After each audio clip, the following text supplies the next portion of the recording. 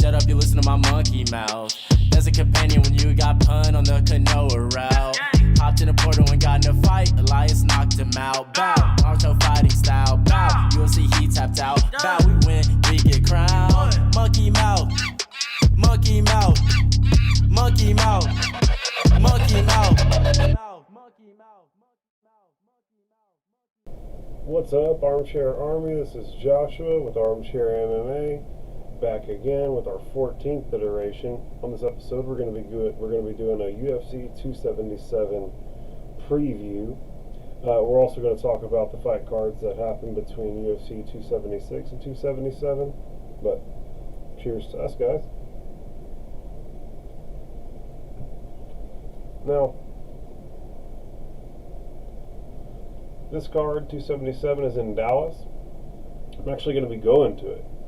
If I'm not mistaken, this year when they did it in Austin, Houston, and Dallas is the first time in the promotion's history where they've done all three locations in Texas in a single calendar year. And me and my boys have gone to them all. So, it's the Texas trifecta is what we've been calling it. We're pretty fucking pumped. I really like going to the fights live. It's always a good time. I enjoy myself. There can be some drunken belligerence, but it comes with the territory whenever you're going to watch fights. So, just know what you're getting into and steel yourself. Get ready. The guy who goes in to defuse the bomb always gets himself ready before he goes, right? So get yourself ready for what you're going to experience out there. But 277 looks like a ton of fun, man. Juliana Pena versus Amanda Nunes. This is a rematch, right? Juliana Pena turned the entire mixed martial arts world on its head whenever she stunned Amanda Nunes, choked her in the second round, gassed her out, beat her up, had a beautiful looking jab. Man, just looked amazing. Looked like she could take Amanda's punches, was winning a lot of the exchanges with a stiff jab, and looked great. I thought, obviously she looked great. She beat the Lioness, who's the consensus goat of women's mixed martial arts. So if you beat her, obviously you're going to look great. Let's see. So, she lost to Randa Moname, beat Sarah McCann, beat Amanda Nunes. Now she's back fighting Amanda Nunes. If I'm being really frank, I hate to do this to the girl, but I'm going to probably pick Amanda Nunes in this fight. I ain't forgot what a beast Amanda Nunes is. She is frankly on a different level than most. And I think that loss is going to be like the first thing that's really kind of shook her up and gotten her to reorient herself in a really long time. And so, I reckon she's got her own training facility now, which is really cool. And she's just entirely dedicated to her craft, is what it seems. It's definitely the narrative that they're creating on all the promotional material that the UFC is publicizing so far. 5 rounds in Dallas, Texas. We're going to see how it goes. Obviously, at this point, if Juliana wins, again, I'm not going to be surprised, right? You can't be surprised if she goes in there and does what she's already done once before. I just do believe that Amanda Nunes is going to be in a slightly different headspace. Juliana Pena was even talking in the promotional material leading up to the first fight that she was aware that Amanda Nunes hadn't necessarily been committing the appropriate time to her training, that she was busy setting up a farm with her family and shit like that. Juliana kind of knew that Amanda hadn't been in the gym like she was supposed to have been in order for her to maintain her status as champion, whereas now I do not believe that's the case. I believe that Amanda has an entire facility entirely dedicated to her and that she's up there immersing herself in her craft so that she can avenge this loss. It's what it seems like, and I think that's going to be a really, really, really difficult Amanda Nunes to defeat. So, I'm going to pick Amanda Nunes. I'm sorry, Juliana, for the disrespect. I don't mean to disrespect. I just got to speak my honest truth, and I hope you prove me wrong. So I guess that's the honest truth of it. My head says Amanda, my heart says Juliana. So we can settle with that. The next fight on the card is Brandon Moreno and Kai Kara France, and I believe this is for a interim title. Yeah, I think that Davison is in some way out, and so yeah, these two are fighting for the like pretend strap so that they can effectively have like a solidified, guaranteed number one contender spot after the fight. Brandon Moreno in his last few fights, his last few fights have all been fucking Davis and Figueiredo, right? He beat Jussier Formiga, beat Brendan Royval, had a draw with Davis and Figueiredo, beat Davis and Figueiredo with a rear naked choke, and then lost a unanimous decision to Davis and Figueiredo. And so, but before that, it's well, he beat Kai Kara France with a unanimous decision back at UFC 245. So this is a rematch. This has got some like extra sauce on it, right? They were both young guys at that time. This is 2019. That's 3 years ago. They're both going to be developed as mixed martial artists since then and there, right? You would hope that in 3 years these guys would get better. 2.5 years, however long. See what Kai Kara France's most recent record is. He beat Oscar Askarov in a unanimous decision on the Blades versus Dawkins card back in March. He TKO'd Cardi Garbrandt in like a really emphatic fashion at UFC 269. And then he KO'd Rogero Bontorin, excuse me, at UFC 259. And then he lost to Brendan Royval back at 253, and he beat Tyson Nam in a fight night in 2020, and then we get all the way back to the loss at Brandon Moreno. So he took a loss against Brandon Moreno in September of 2020. I believe Brandon Moreno also fought Brendan Royval. So he beat Brendan Royval. He TKO'd Brendan Royval. So he has TKO'd a guy who Kai Kara France lost to, and he also won the head-to-head back in the day. So probably gonna have to pick Brendan on that one. It's just like kind of the choice you make when you add all that up together and you consider it and you chew on it. So Pun's choice in this one's probably going to be Brandon Moreno. But again, I always hate making picks because I feel as though I'm disrespecting the other fighter who, isn't getting my nod. But at the end of the day, I know that Kai Kara France is an absolute savage, and I know that he, isn't necessarily out of this fight at all by any means. He definitely could do some amazing stuff, and he's a super exciting fighter. He's training over there with like Eugene Behrman and them in the same gym as Israel Adesanya, and where Volkan Ozdemir comes in to train at very often. And so, you're a product of your environment. He's surrounded by excellent coaches and amazing talent, and so he's gonna be good. You can pretty much bank on that.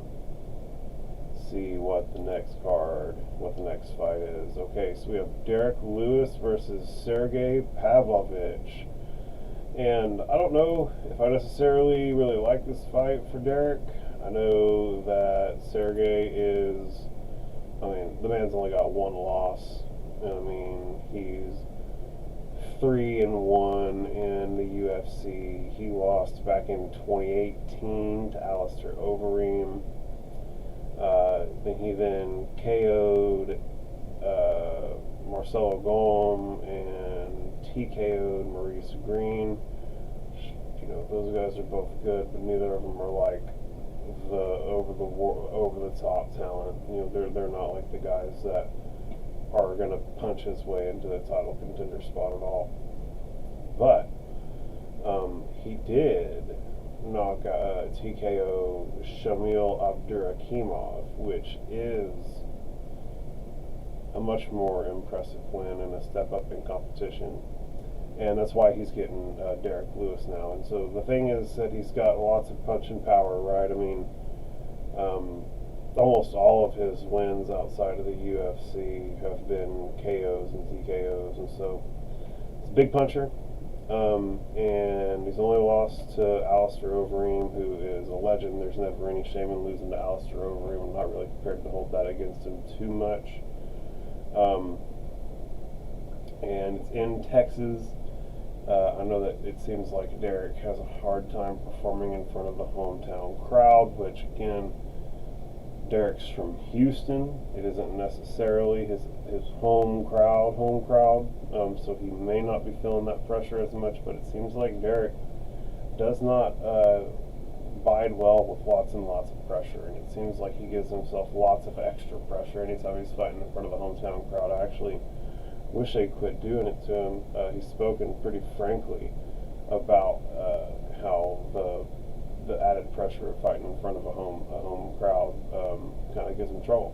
So I wish that this is in Russia, where he could go and just steal the show and do amazing Derek Lewis things. Now I'd maybe actually feel a little bit better about picking Derek Lewis. But I'm from Texas, and so I am literally obliged to pick Derek Lewis, and I refuse to do wrong by that man. He's a national treasure of Texas. I will cherish him as such. So Derek Lewis by knockout, something amazing. You know how it goes. Sergey wins. I'm not going to be terribly shocked. See what the next fight on the card is. So Alexander Pantoja and Alex Perez at flyweight. This is a really fun fight. Where is our man ranked at? He's number 4 in the flyweight rankings right now, and so this is like a big one. He's beaten Brendan Royval most recently. He beat Manel Kape. He lost to Askar Askarov, which was a unanimous decision. That's not surprising. That's Askar's MO. He doesn't lose in unanimous decisions, guys. He beat Matt Schnell, who is no slump. He lost to Davison Figueiredo. He beat several guys, Wilson Reyes, Lukas Sasaki. He beat Brendan Moreno back in the day in May of 2018 at the fight night. Maya versus Usman won a unanimous decision against Brendan Royval. So he's ranked number 4. He's on a 2-fight win streak. He's got a win over Brendan Moreno. This guy could be trouble. This guy could be trouble in the division if he gets a nice win in this one against Alex Perez. Let's see where Alex is ranked. Alex is currently ranked number 6 in the flyweight division, and he's coming off a loss to Davison Figueiredo, of all people, back in 2020. Been a little time since he's been in the octagon. Well, that might be bad. But he TKO'd Jussier Formiga with leg kicks. That's violent. That hurts. That hurts. I can't. It hurts to watch that stuff. He arm triangled Jordan Espinosa. He got a unanimous decision over Mark De La Rosa. He took a TKO loss to Joseph Benavidez. But and he came in off the Contender Series. Wow. Man, it's crazy. I forget the Contender Series has been going on for that long. I'm getting old. Time's flying by, bro. They were doing the Contender Series in 2017, bro. I know, I've seen it. I've been watching all the Contender Series shit for forever. So, damn. I mean, we're talking anaconda choke, TKOs, KOs, punches, arm triangles, TKOs with leg kicks, guillotines.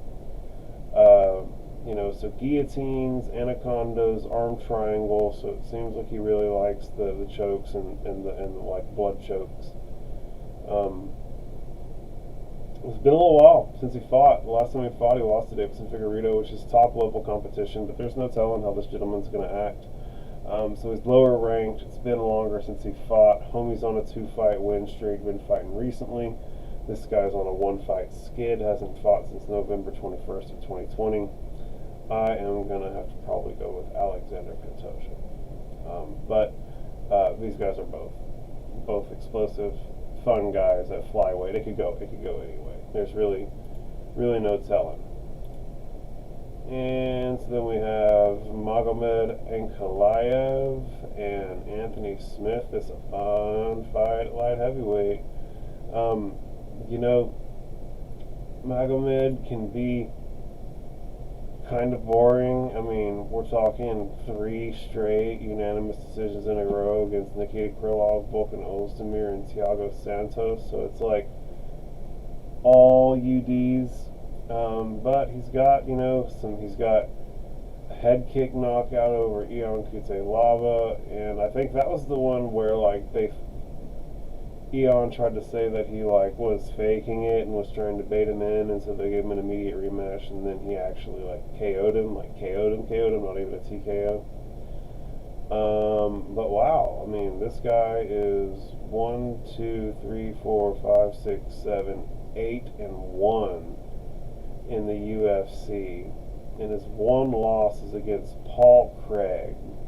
And Paul Craig is a tough test for anybody, and it looks like they were fighting in England, which is effectively home turf for Paul Craig. And it was his first fight, I don't know if it was Paul Craig's first fight in the UFC, but it was definitely Magomed's. And Paul Craig got him in a triangle choke. That's typical Paul Craig activity. So nothing to really discount here, right? I don't feel like there's any big blazing holes, right? You got caught with a triangle choke by a dude who strangles people for a living and does it very, very effectively. But I mean, performance of the night against Ion Cutelaba, performance of the night against Dolchal Longabongola, Lunguimbala. I have no idea how to say that. I'm very sorry. It's a very difficult name for an ill-educated American.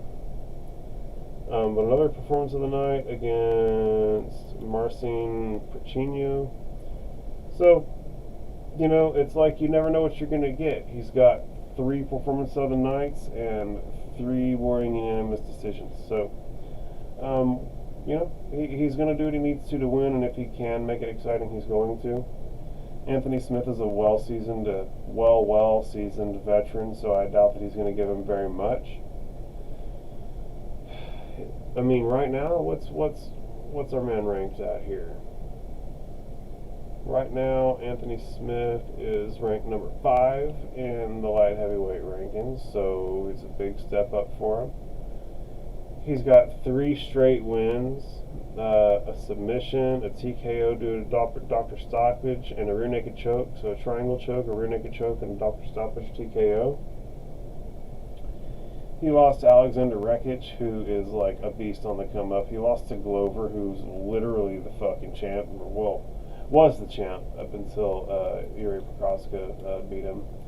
So, I mean, this is a very interesting fight.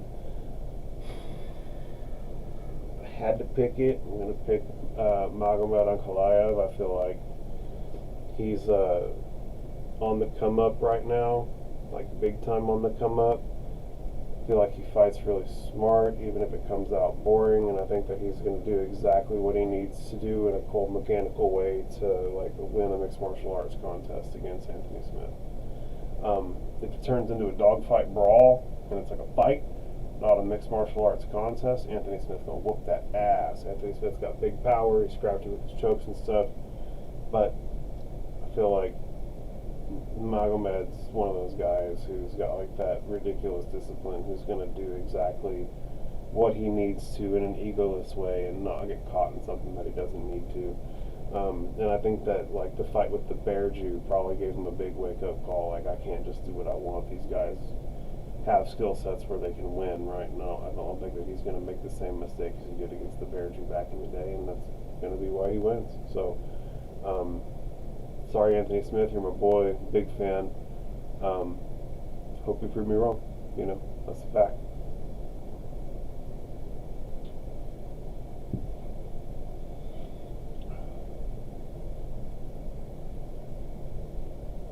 Could just summon this cup from off screen. Let's see what else is happening on this card. Paulo Costa versus Luke Rockhold got canceled, either because Paulo Costa's fat or Luke is injured, one of the two. Which, look at me, I'm fucking fat, and so I get to talk shit about people being fat. Make no mistake about it. I'd be like, oh, you don't work out. I do work out. I just eat lots of carbs. I was actually 500 pounds at one point. So walking around at just under 300 feels pretty alright. Alex Morono versus Matthew Semmelsberger. Welterweight fight. That'll be fun. Drew Dober versus Rafael Alves.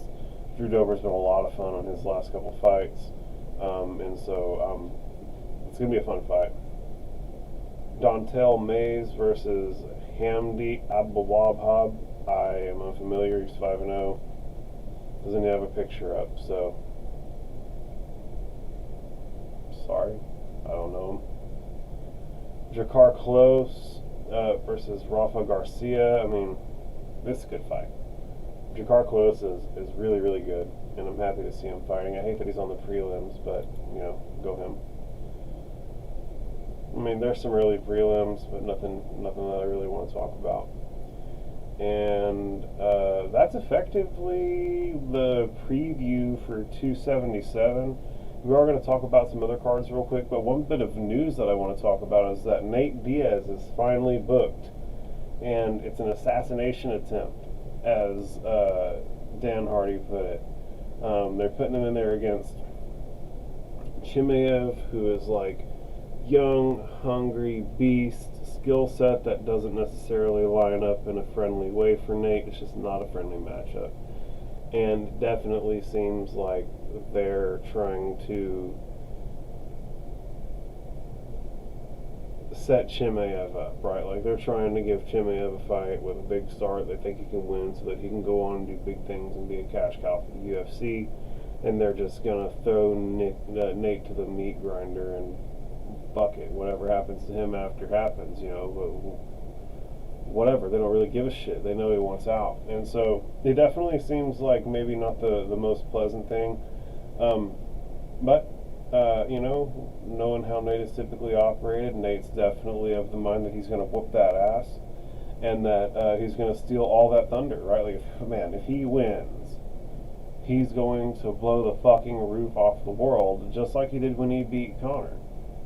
People forget that Nate is that dude who beat Conor. He won the Ultimate Fighter back in the day. Homie has been winning unwinnable fights for his whole career, and you cannot count the guy out. If there's ever a dude who's had a puncher's chance, just look back on that Leon Edwards fight.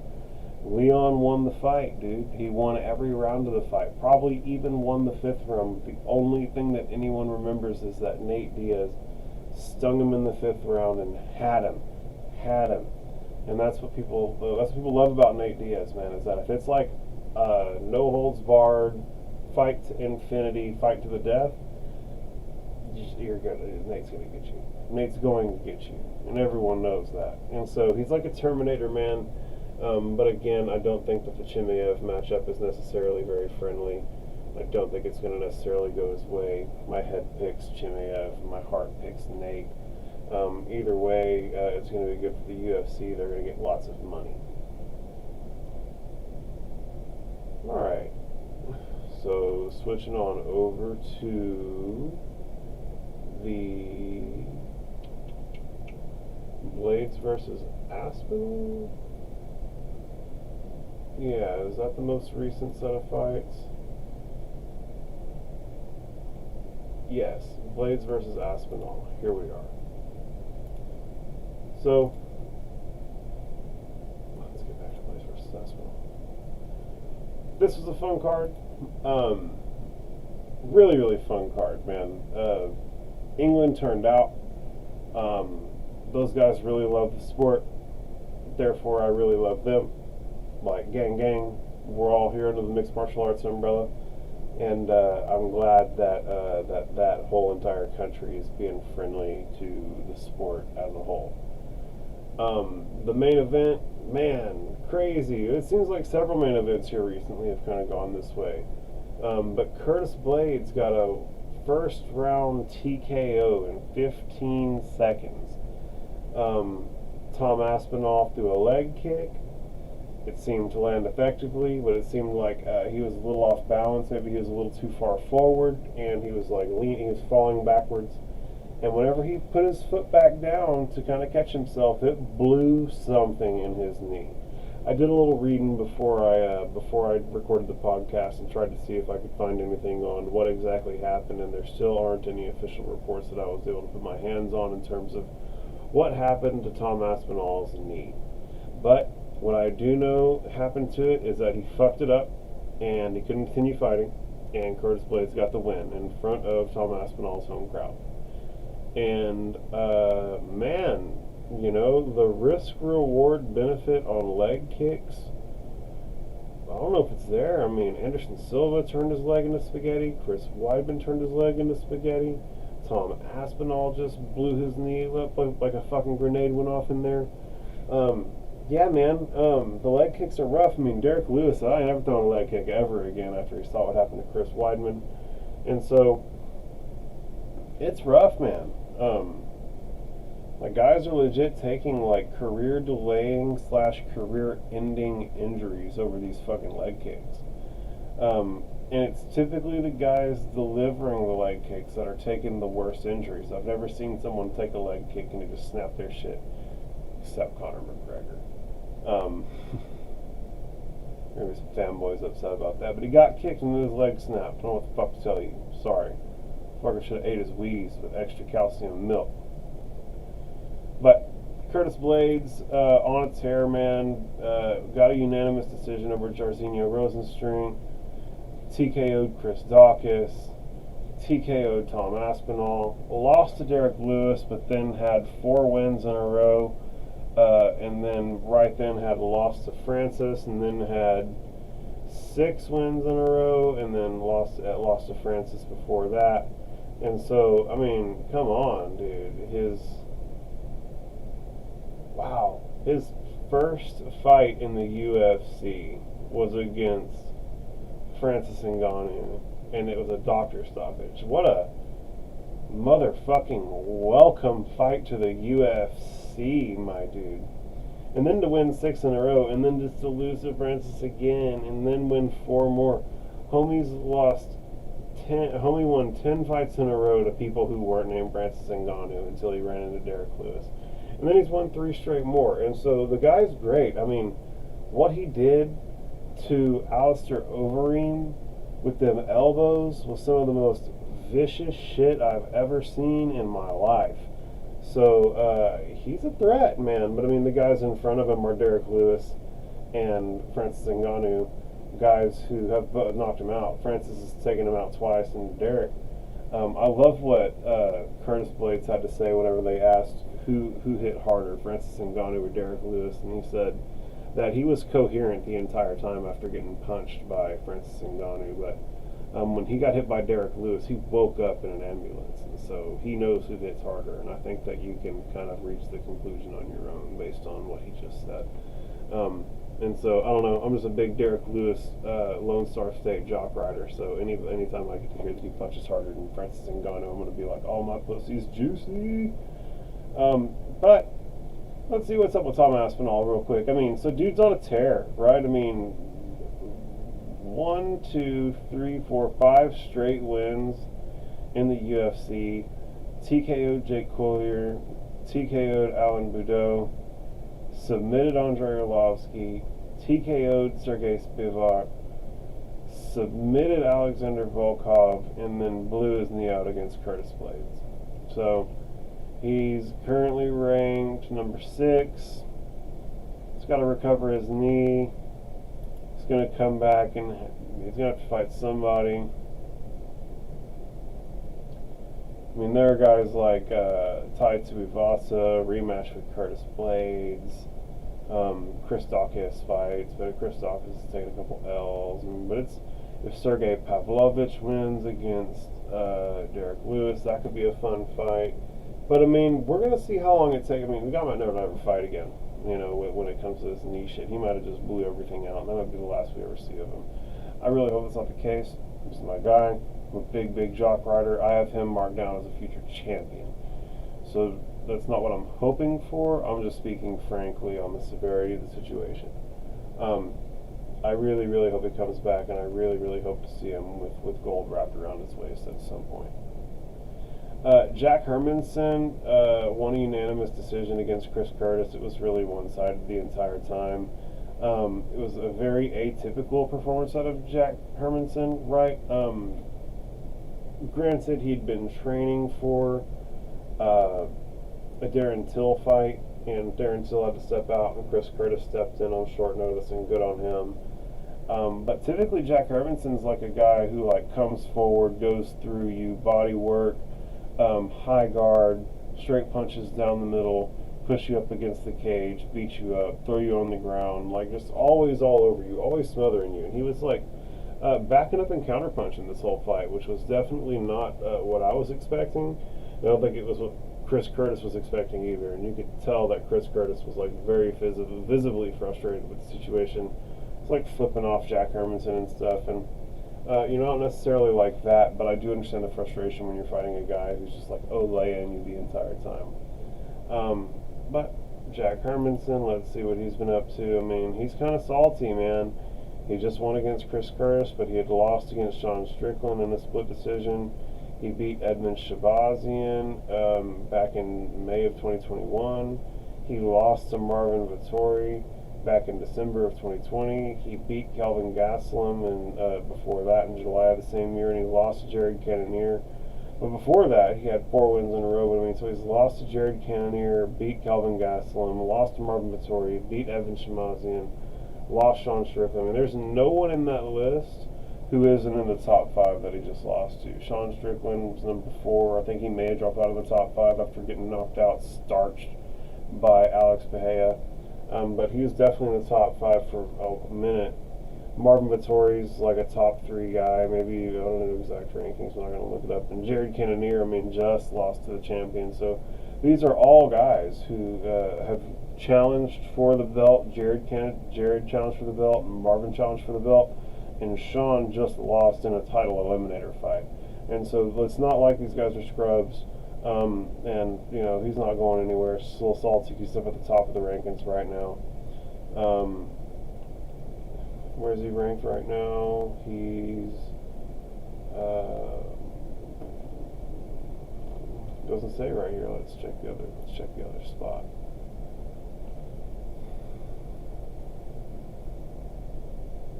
So Jack Hermanson's number 8 currently. So this is the number 8 versus number 9 fight. So Sean dropped down to number 7. Alex Bahia jumped all the way up to number 5. So Jack Hermanson, I mean, a fun fight could be like Derek Brunson, but Derek Brunson's on a hot streak right now. He might be trying to catch his rocket ship back up to Israel. Marvin Vettori could be a potentially fun fight for him to rematch. Jared Cannonier just came off a loss, be a fun rematch. But again, he's like win-loss, win-loss. Like usually you get rematches when you've won a couple fights in a row, and then like, oh shit, okay, cool, let's see. Paulo Costa, I don't know if he's ever making weight again. And so, like, up above him, it's either guys he's lost to or guys who are challenging for the title. I mean, Robert Whittaker's there, but I don't know if you get to fight Robert Whittaker if you just want to fight against a guy who came in on short notice as the number 8 guy. So, he may have to fight like an Andre Muniz or a Dricus Duplessis or, someone like that, do a little gatekeeping. We're going to see. He's a good fighter, though, man. I'd love to see him fight someone in the bottom third of the top 15, or maybe someone on the come up, so that he could have a fight against someone who isn't such a fucking shark and get his, another Chris Curtis fight. Let him get another win. Let him kind of build his brand a little bit, build it up a little bit. See what we can spin. Paddy Pimblett, dude's a beast. He teabagged Jordan Levitt just like he said he was going to. Beautiful submission, a little over halfway through the second round. Dude looked great. He looked great. Is he ranked at all right now? I'm not entirely certain, but I mean, could you imagine him fighting someone like, was he at 55 now? Yeah, he was a featherweight and moved up to 55.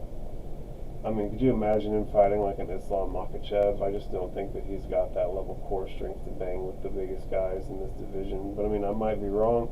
I haven't seen him against the top of the division. I've only seen him against the Jordan Levitts of the division, so I don't know exactly how big he is standing next to Islam Makhachev or a Beneil Dariush. I don't know, what type of core strength he's really working with. If he can bang in the grappling against the very, very, very top of the 55ers, then he's a real trouble. He's big time trouble. But I feel like there are guys at the top of 55 who are going to have good enough wrestling to negate his jiu-jitsu, and it's going to be down to the stand-up. And he's got good stand-up. But I think it's going to not be like as over the top in his favor. I mean, he KO'd Luigi Vendramini, and he submitted Rodrigo Vargas after hurting him on the feet. But Jordan Levitt, he didn't really hurt on the feet. Jordan Levitt looked like he was ready to bang with him on the feet, and then he just got to the back, body triangle. All three performances of the nights, though. Like, performance of the night after performance of the night after performance of the night. 2 times he's fought in London in front of his home crowd. So, I mean, the guy's a lot of fun. Make no mistake about it, he's a lot of fun. And, I mean, has he ranked at all? I don't believe he's ranked. Let's take another look at the other resource that I have real quick. Yeah, so he's not in the top 15 right now. So he could definitely. Wow, guys like Jalen Turner, Tony Ferguson, Armand Securian. Boy, let me tell you, lightweight is a fucking shark tank right now. Woo. I don't want him fighting any of these people. But he's going to have to. We're going to see where he lands. Maybe a Jalen Turner, maybe a Dan Hooker. Maybe a Tony Ferguson on the way down, start gatekeeping the top 15. Demiris Magulov's there, but he's kind of on the come up. You don't like to have your 2 guys on the come up, knocking each other off. You want to build their brands independently so that they can be bigger down the road. At least if I'm running the UFC. Let's see what happened next. Oh, Nikita Krylov beat the shit out of Alexander Gustafsson. Alexander Gustafsson looked slow and like he was chinny. And that is a bad mix when you're fighting big old boys at 205.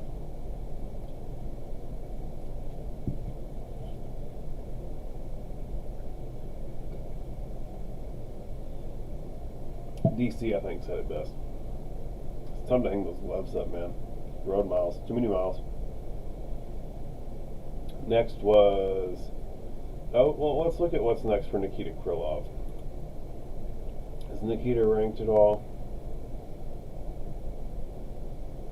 It's number 11 in the UFC at light heavyweight right now. I mean, it's salty. We're talking win, loss, win, loss. In his last, so it's 1, 2, 3, 4, 5, 6, 7. His last fights, and he's 3-4 in his last 7. But I mean, he beat Alexander Gustafsson, which maybe is a little sus with him coming back and not having fought for so long.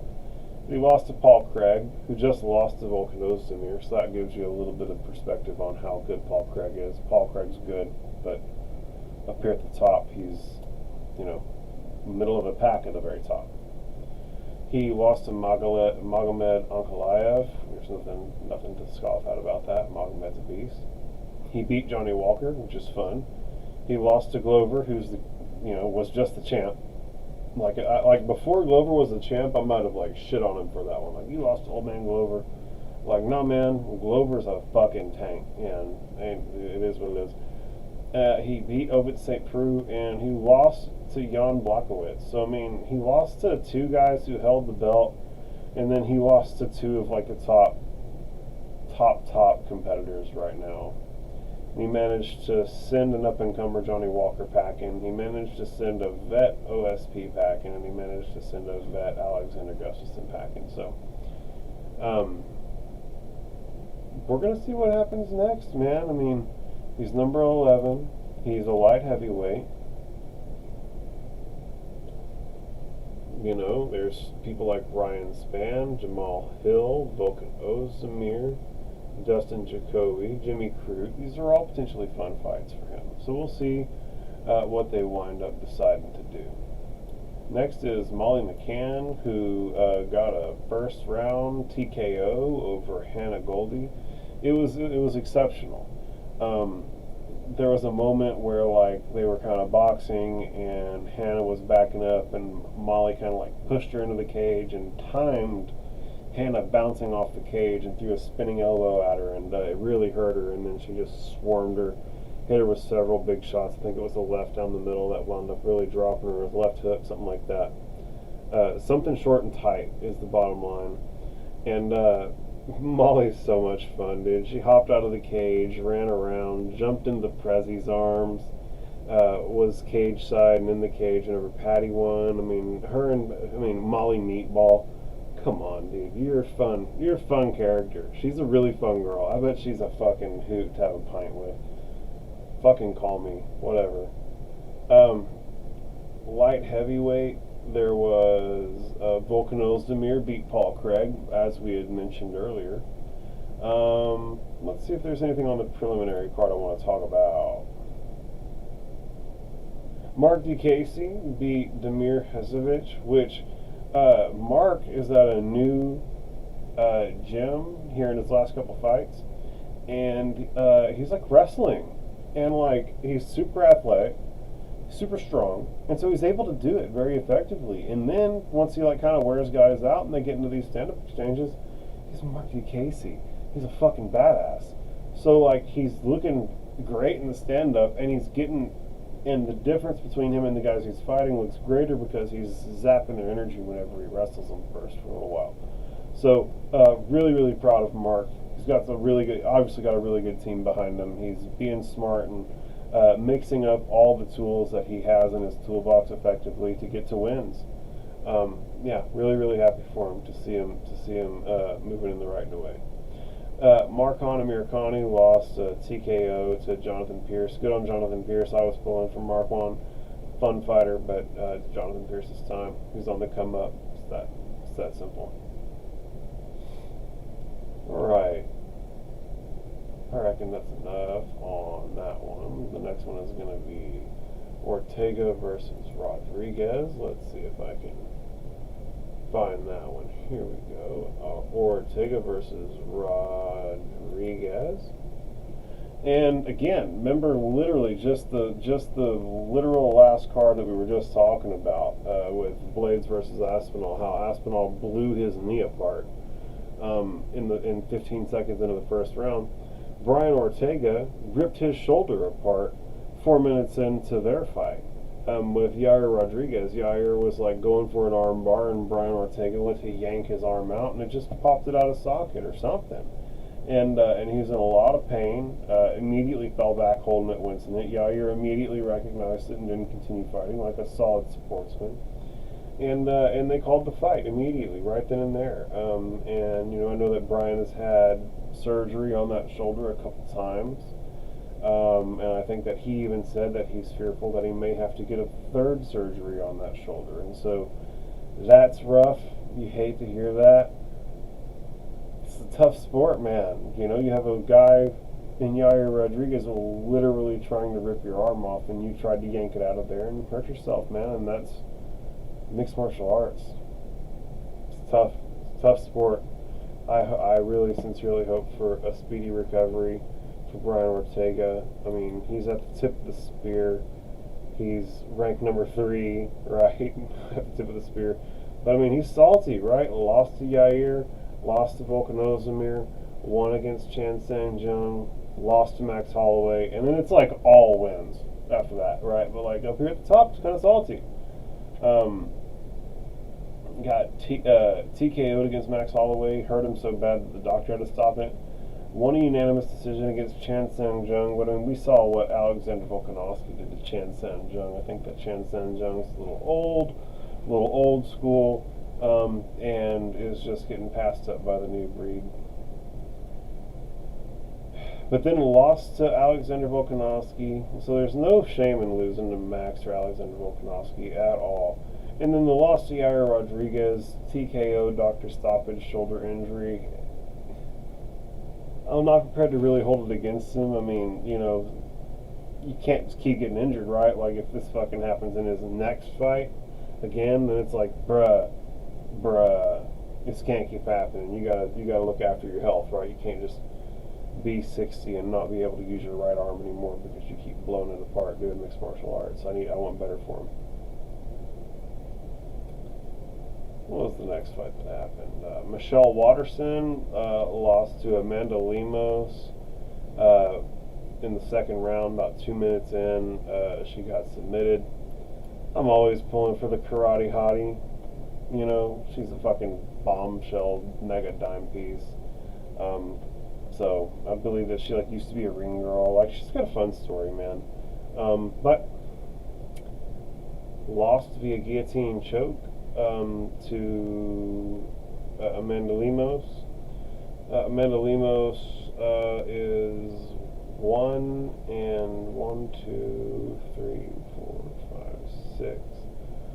and 6 in her last fight, in her last 7, and 2 and 6 in her last 8. So she's 2 and 6 in the UFC entirely. And I mean, that's impressive, man. To have only lost to Jessica Andrade. Oh, and shit, that was that crazy standing arm triangle choke. Yeah, that was a crazy deal. I don't think that they really train you for how to get out of that. I don't think that that's a thing that people typically do. I think that that standing arm triangle choke is in the same category as that slam, right? Whenever she knocked out old Buzzcut, Rose Namajunas. Even as she was about to slam Namajunas, Dominic Cruz was like, "You can't slam from this position," and then she sends her to the Shadow Realm, right? And you don't typically arm triangle choke somebody while you're standing, and yet she proceeded to do that. So Jessica Andrade finds ways to win in really unique ways because she's a super explosive, super violent human being, and so that's life, man. I'm not too mad at you for losing to Jessica Andrade by way of her being a freak. But she's number 8 in the UFC's strawweight rankings. And so let's see what's happening in strawweight. I mean, Tisha Torres is up there. That's fun. Jan Zainan is fun. Mackenzie Dern is fun. Yeah, I mean, there's fun fights. There's fun fights in strawweight. Ain't no shortage of fun fights in strawweight at all. Moving on, Li Jilang got a TKO over Muslim Salikov. I'm so happy that this fight went this way, man. Li Jilang is such a fun fighter, and Muslim was being not entertaining at all. That would be the way that I would describe the way he was fighting, and I'm very, very happy that Li Jilang got the knockout. He's a funner fighter for me, and I want to see me being entertained, being rewarded in the UFC. And also, when you win, you get rewarded now. And so he's entertaining and won, and so he's going to get the rewards that I would hope an entertaining fighter would get as a winner. Matthew Christopher Schnell submitted Sue Maderji, which is a fun fight. It's a really, really fun fight. I had a lot of fun with this fight. It's flyweight Shark Tank. Good luck. Shane Burgos got a 3-round decision over Charles Jourdain. Lauren Murphy got a 3-round decision over Misha Tate, which, man, she beat the shit out of Misha Tate. Man, I'm so sick of seeing Misha Tate get her ass kicked. She's so fine. She does not need to be getting her ass kicked on national TV anymore. I'm sorry. Head movement ain't there. Head's always on the center line, always getting busted up. It's just like the bottom line, you know? Always getting busted up. This guy's a lot of fun. Panahele Soriano knocked out Dolce Lungambula. So sorry that I've had that much trouble saying that man's name. But, so I mentioned him earlier. He is on someone else's resume that we talked about earlier because I don't believe that I was talking about this fight earlier. But Soriano is a fun fighter, man. Those big bombs, big looping punches, real fun, makes all his fights fun, and got the job done. Ricky Simone submitted Jack Shore. I was thinking Jack Shore was going to get it done, but don't pick against Ricky Simone. Really, really, really good skill set. Really, really tenacious. Took the back. There was no stopping him at that point. Bill Algeo TKO'd Herbert Burns. I don't know what happened here. It looked like Albert Burns just gave up. I'm not going to sit here and say someone gave up because they're, amazing competitors and, they deserve all the respect. But I couldn't see anything really visible that happened. It just seemed like he was really, really exhausted and had went to the ground, and Bill didn't want any part of that and told him to stand up, and he didn't have the strength of will to stand up. And that was that. Dustin Jacoby got a first-round knockout over Jung Da-un, light heavyweight, 18-5 on the come-up. We're going to see. And that's about as far as I'm going to take it on that one. And is that the last one that we're talking about? Nope, we have one more that we're going to talk about. It's Dos Anjos versus Fiziev. I had Rafael picked to win this one. Fucking terrible jokes. And what's worse is that whenever I text that to my group of guys, no one even got it. But Rafael Fiziev is a beast, 12-1, lots of fun. Love watching him fight. Let's see what his most recent record is looking like. Yeah, so he's only lost one fight in the UFC, and it was his very first fight against Magomed Mustafayev. Fought in M1. Magomed fought in M1 in the UFC. This is back in 2019. It was a TKO to a spinning back kick, and so it was just like some wild shit, which is funny now because Fiziev throws lots of back kicks. He's won 1, 2, 3, 4, 5, 6 in a row in the UFC. Alex White, Mark DeCasey, Renato Moicano, Bobby Green, Brad Riddell. We're talking 1, 2, 3 knockouts, 3 decisions. So fun guy, really fun guy. Yeah, I like watching him fight. I really do. He throws really, really powerful kicks. He's an aggressive guy, and he's number 7 in the lightweight rankings right now, which we all know lightweight's a shark tank. We're gonna see what comes next for him. RDA, he took a hard L. That's life. He's won against Renato Moicano and Paul Felder, which are 2 old heads. Then he had lost to Michael Chiesa and Leon Edwards, who are 2 kind of younger heads. Michael Chiesa is kind of not really young yet anymore. But, first time he's fought a young up-and-comer in a hot minute, and he got pretty effectively smoked. So I'm not super, super high on him as like a potential future champion. I think he's going to be pretty much stuck at doing some gatekeeping at this point, and I think he's going to make really fun fights. All of his fights are really fun. Next, we had Chao Baralho, got a 3-round decision over Armen Petrosian. Chao's a lot of fun. I really like watching him fight. He's an interesting character. He's got 2 decisions in a row. He also got a TKO over Jesse Murray back in the day. And the last thing I want to talk about is Said Nurmagomedov. Obviously, he's got that name, but don't be mistaken. He likes to kickbox. He's 16-2. His fights are pretty fun. His record in the UFC is 1, 2, 3, 4, 5-1. And he's won 3 in a row, and he's currently ranked. So he's ranked somewhere. He's ranked super high up. Let's see where he's ranked right now, just for the sake of being academic with it. Oh, Said isn't ranked right now. Excuse me. But he's on the come up. And so it'll be fun to see who he gets next. But this one has ran a little longer than I was expecting it to. Obviously had a lot to say today. Really, really excited about going and seeing 277 in person. And I can't wait to report back to you guys on how I feel about it all, as well as taking a thorough look forward at the fights on the horizon between 277 and 278. Again, this is Joshua with Armchair Mma. Thank you guys so much, Armchair Army, for tuning in. We'll catch you guys on the next one. Peace. Monkey mouth, monkey mouth, monkey mouth, monkey mouth.